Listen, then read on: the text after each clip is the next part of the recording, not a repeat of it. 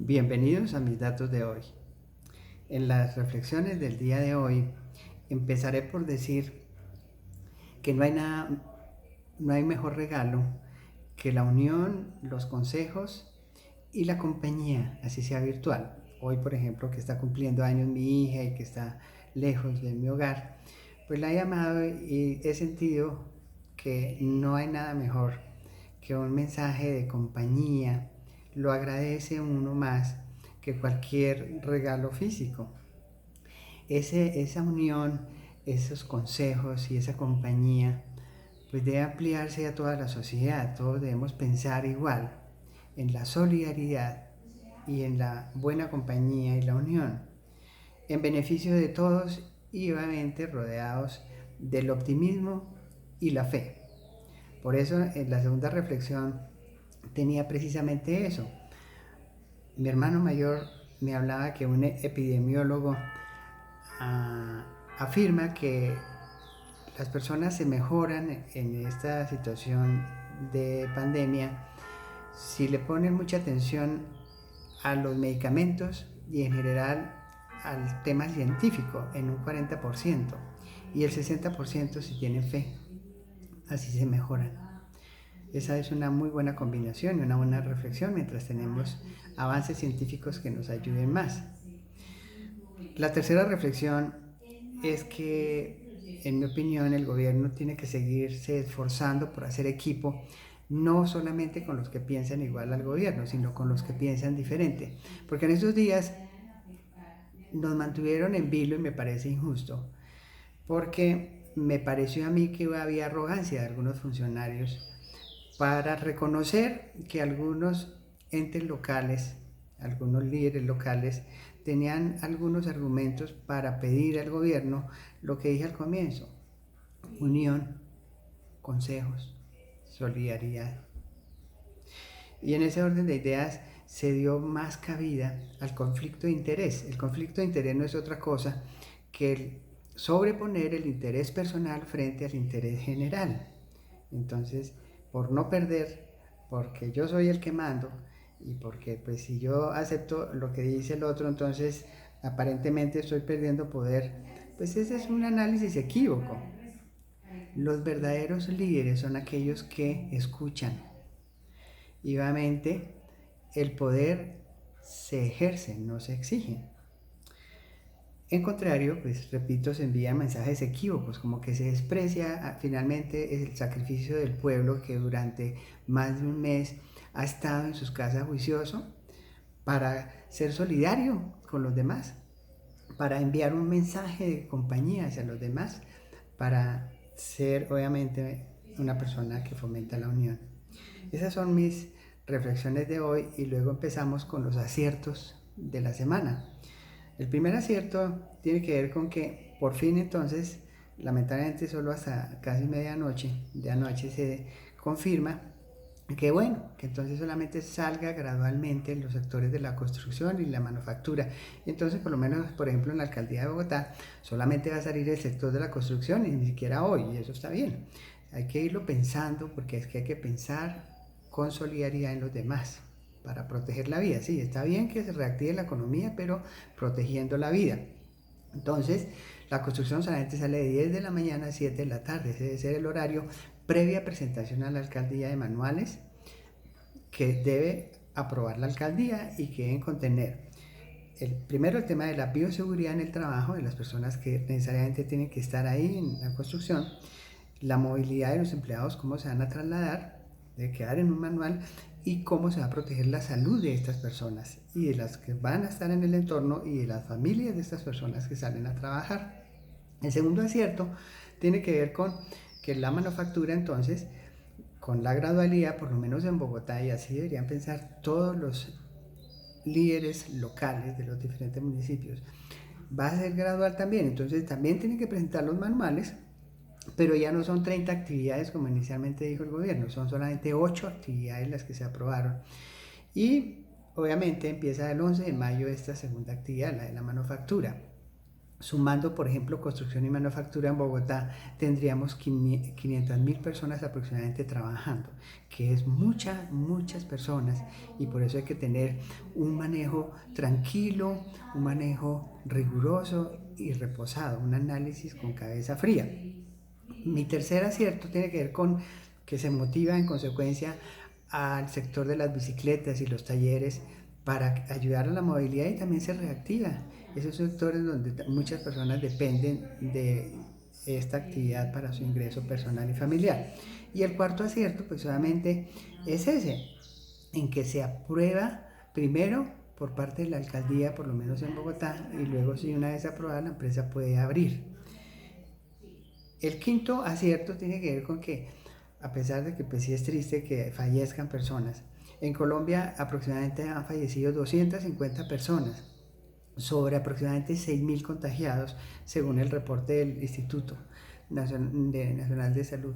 Pero la verdad es que, como dije, el viernes podemos estar llegando a los 15.000 contagiados, solo que hay 2 semanas de retrasos y hay muchas personas que no se han podido hacer la prueba, bien sea porque o no han sentido los síntomas o no han podido, a pesar de que han llamado, no los han atendido.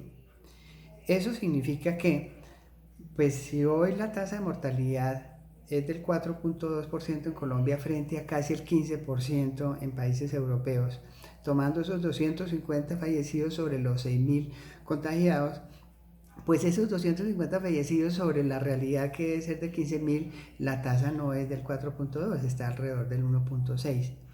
Dentro de los aciertos, pues obviamente este es uno, a pesar de que es muy triste hablar, repito, de fallecimientos.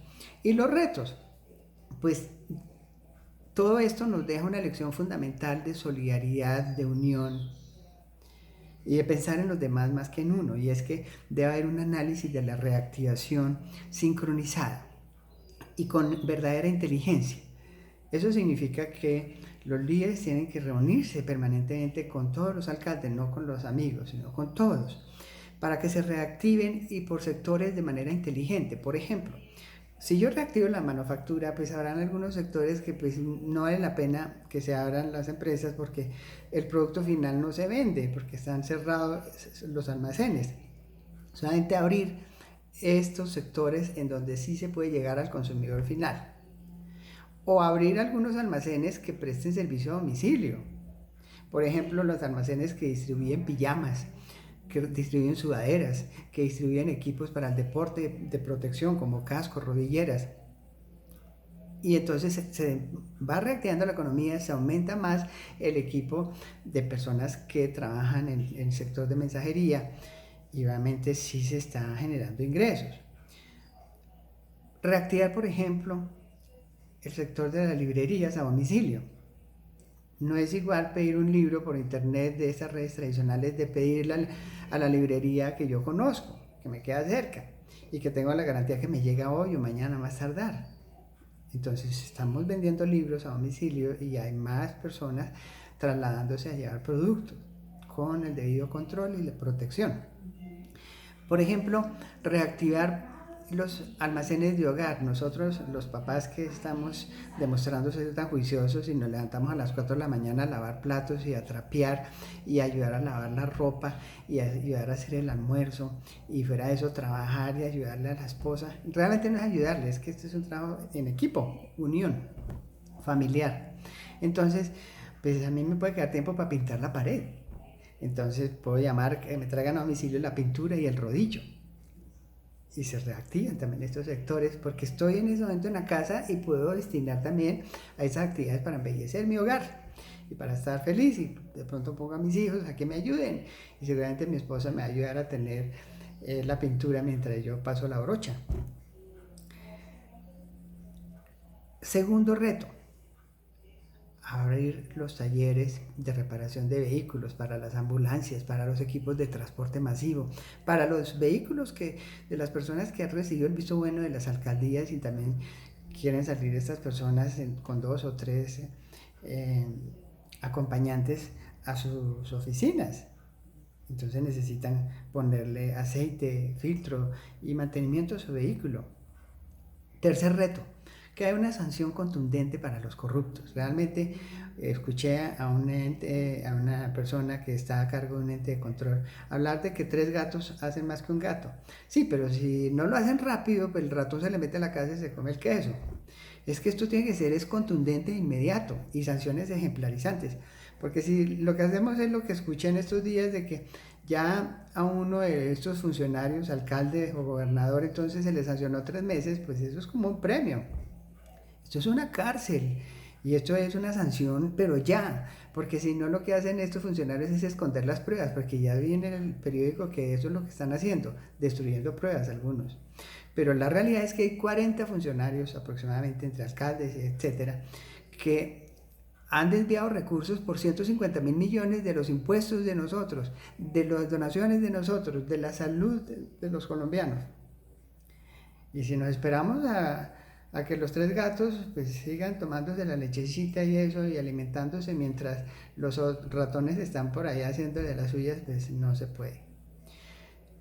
El cuarto reto es que existe una fe combinada con lo que deben hacer los líderes realmente en el mundo, los presidentes, y es apoyar la ciencia, hacer un seguimiento a cambio de estar peleando entre alcaldes, gobernadores, como en Estados Unidos, Brasil, etcétera, y aquí también. Entonces, ¿por qué no apoyar a los laboratorios enviando científicos o informándoles que aquí estamos prestos a analizar? Recordemos que en Oxford ya se inició la semana pasada pruebas con 1.100 personas.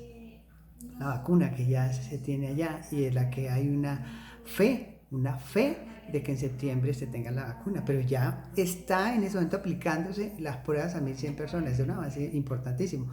O en China, que el jueves se nos informa que la vacuna se está probando en 8 monos y a 4 se les dio una dosis suficiente y después se les aplicó el virus y no se enfermaron, no se contagiaron. Y a los otros 4 se les dio una dosis leve y no tuvieron ninguna afectación ni en los pulmones ni en los órganos fundamentales. Tuvieron algún resfriado. Quinto reto, creer en lo nuestro, muchachos. No es posible seguir pensando, como se nos dijo hace casi un mes, que es que Corea del Sur, como nosotros los colombianos les enviamos 5.000 soldados en los años 50, nos querían regalar unas pruebas rápidas, miles de pruebas rápidas, se nos dijo, y eso a hoy no se nos ha informado cuándo llegaron ni cómo llegaron. Vivimos de ilusiones, informando y tal vez perdiendo tiempo. Ahora escuché que entonces también se le pidió a Trump que nos ayude. Ese señor está muy complicado allá, está peor que nosotros, mucho peor que nosotros.